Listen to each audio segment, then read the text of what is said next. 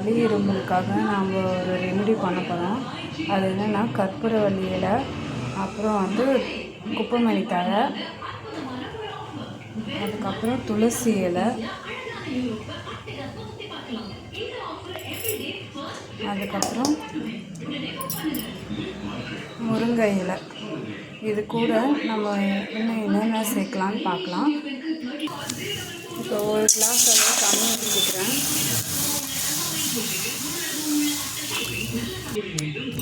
இப்போது நான் இந்த இலையெல்லாம் போட பிறகு நான் இதை போடுறேன்.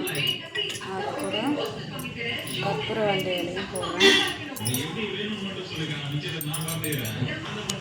அது கூட நான் இந்த துளசி இலையும் போட்டுக்கிறேன்.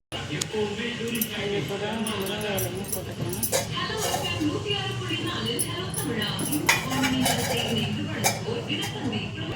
இப்போ இது கூட சீரகம், மஞ்சத்தூள், மிளகுத்தூள், பூண்டு பல் 2 இதெல்லாம் இது கூட நம்ம சேர்த்து கொதிக்க விட.